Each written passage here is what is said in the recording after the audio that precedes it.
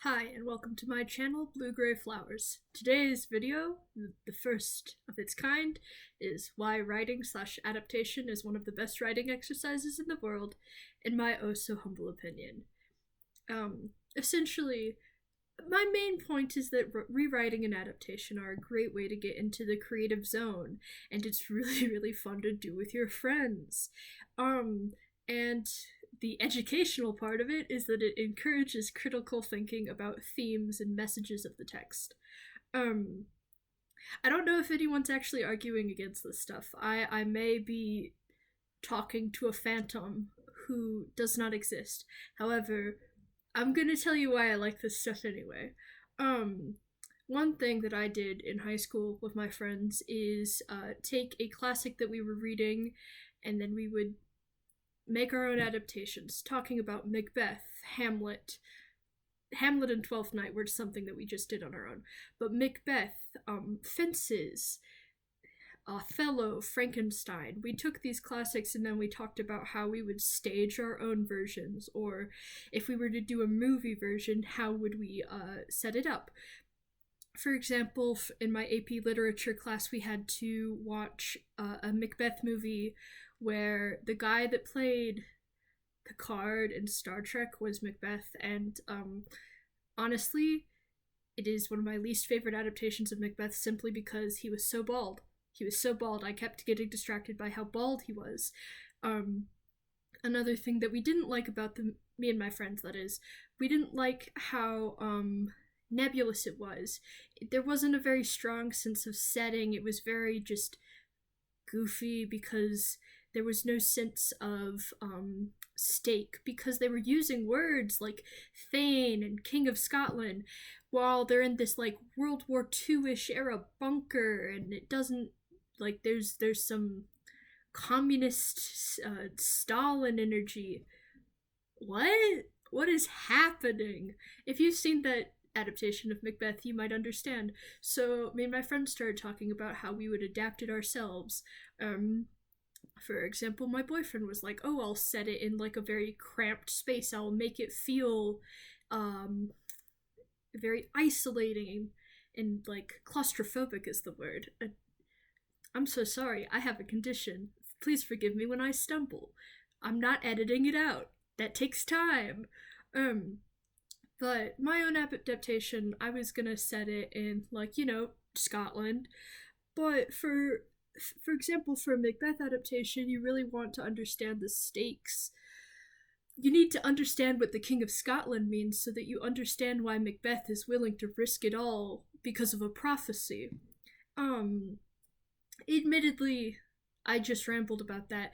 But admittedly, this is aimed towards younger students and people who are still in classes because it's freshest in your mind. But you can do this with other books and other mediums as well. You can take a video game, a movie, a book, and you can take all of these things and you really just have to play around with like, what would my own version of this look like? One of the easiest things is Shakespeare, like I just showed, because there's already been so many adaptations of Shakespeare where you put it in such a different context. I'm pretty sure Clueless is a Shakespeare adaptation.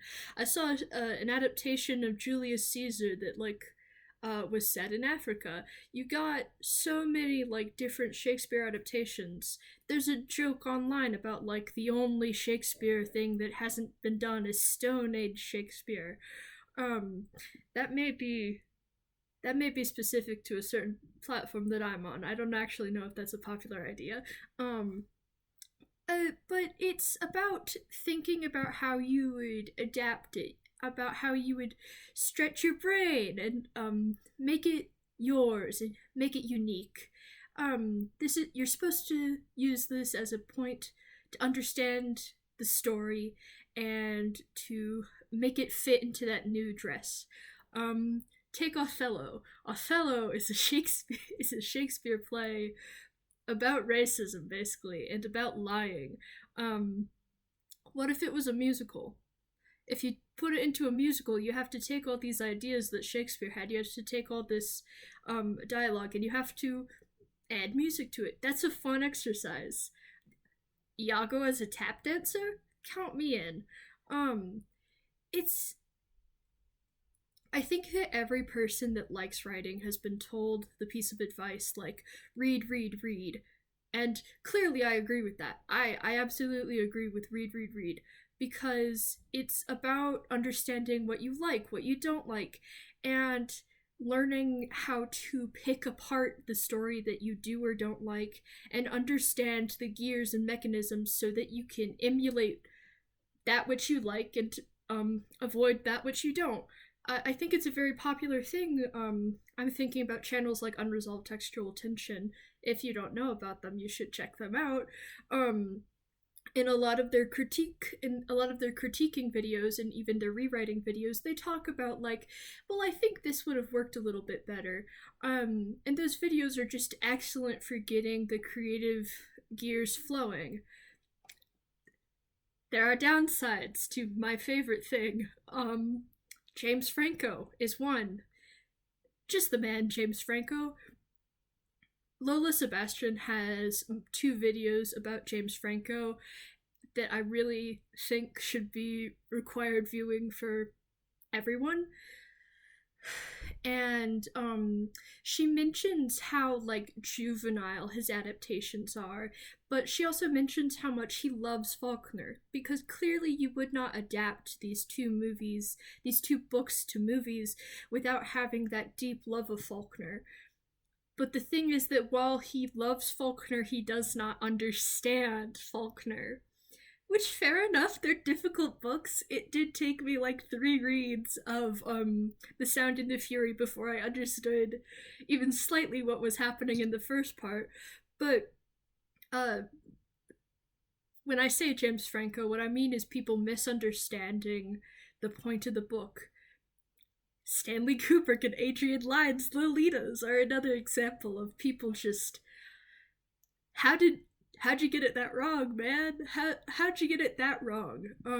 Because Final Girl Studios recently did a video about like not being able to adapt Lolita into a movie without the exploitation of young girls, and I think that she made some really excellent points there. And Lola Sebastian as well does videos about Lolita. That's one of the things that I would say she's most famous for. Doki Doki Discourse also has a great video on Lolita. Watch videos about Lolita, but also read Lolita, because it's a gorgeous piece of literature that is almost impossible to adapt. I've sat down multiple times and been like, how would I make a movie of Lolita? Which is the tagline for, I believe, the Adrian Lyne version. But it feels quintessential to say that these people who have adapted Lolita did not understand the point. They romanticized Humbert Humbert and his disgusting actions. They portrayed this young girl as something sexual.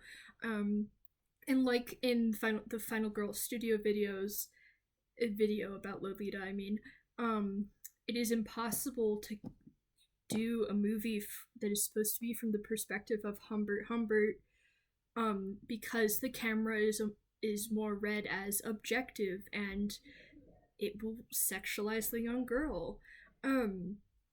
I think that Miss Lola Sebastian said some stuff about adapting Lolita, and she did those 2 videos where she reviewed Roger Fishbite and Lowe's Diary, in which she talked about how she thinks there is a way to adapt Lolita into a transformative work like the play How I Learned to Drive. So I think that it is possible to adapt Lolita, but clearly it has not been done right, and perhaps a movie can never be made. I think that ink has been spilled on that, and I don't really have the most educated or perfected view on that, but I think it would be interesting to see what the world comes up with. Another example of a downside of my favorite thing, which is rewriting or adaptation, is BBC Sherlock. I'm not legally allowed to talk about BBC Sherlock in front of people anymore because I get too worked up. And I'm not doing that in my parents' house because they will get mad at me for yelling. Someday I will make a video about Sherlock Holmes. My Libby app is just Sherlock Holmes, baby. Someday a Sherlock Holmes video will drop on this channel and it will be hours long and I will have the time of my life. What I'm trying to say with all these, and what I feel like I've been walking around and not quite getting at the point of, is that sometimes adaptation doesn't work. Blah blah blah, people not getting the point. But that isn't the point of what I'm trying to say in this video. I'm trying to say that rewriting, redesigning, adapting is fun. I was there for the redesign and fixing videos boom. I was there when they started being more cringe and people were like, you shouldn't redesign people's art because they already made that. The Z does art thing where like there was that person on Twitter and they were like doing redesigns of a ton of anime characters and people were criticizing them, and then there was all that talk about like, oh, is Z does art even like a real person or are they just a troll? And there was I was there, I remember. But honestly, I'm kind of in defense of those redesign videos. I don't remember her channel name, but Callie Mari, she did a series about redesigning Yandere Dev character, not Yandere Dev, but yeah, on oh my gosh, what's the name of the game? Yandere Simulator. That was a really easy one. You're free to make fun of me in the comments for that one. She did the redesigns, and it was very interesting to see from the perspective of a nursing student what she thought, like how she would rewrite the game, how she would redesign the characters.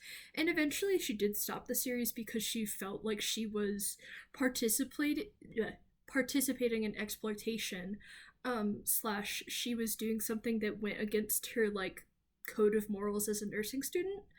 But I hope those videos are still up, because even if there's no world in which Yandere Simulator is a good game, because we live in that world, and there is no possible world where that game is finished, it's still interesting to see how people would do it in their own style. It's a useful exercise of creativity. Those,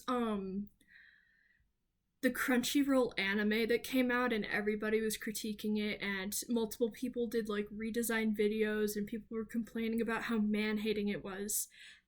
I watched a lot of those redesign videos because they were fun and they gave a lot of people the room to experiment and come up with something with the framework of something that had come before. Oftentimes, when you see something that is very good or very bad, you're inspired to make something of your own. So I think that just as tracing is okay for like young or new artists as they try to explore what they think and explore how they draw, redesigning, rewriting, and like amateur adaptation is a really excellent tool for any level of artist and maker, because it encourages you to stretch your brain and make something that feels true to what you feel. I don't know if anybody's against this stuff, because I don't know if anybody real is against this stuff, because it feels like you look on Twitter, I'm not calling it X, it feels like you look on Twitter and there's someone arguing against everything, like arguing against, I'm trying to think of something that's, someone arguing against plushies because it's unethical to real animals. That's a straw man argument I just came up with off the bat. But I feel like if I scored Twitter for long enough, someone would be arguing that. There's always somebody that's gonna disagree with you, but I feel like I'm still gonna say this stuff even if it is common knowledge, because I want to say it. This video is fundamentally about being an enjoyer and finding joy in creation. despite my haterisms and love of those haterisms, stream, I love the way it feels to be a hater. Fundamentally, I'm an enjoyer of writing, and I want people to engage with what they're reading and to work on their critical thinking and creativity. It's fun to be alive, and it is fun to make stories. Come, take ibuprofen with me. That's gonna sound insane to anybody that doesn't know that meme. If you don't, look it up. And that's basically the point. Thank you for watching. This is my first video since childhood that actually has my face in it. Fun fact, I had a YouTube channel as a kid that my dad managed, and I explained things, but I was like 5, 6. So it's been a hot minute, but I'm really excited to actually make things talking about my opinions.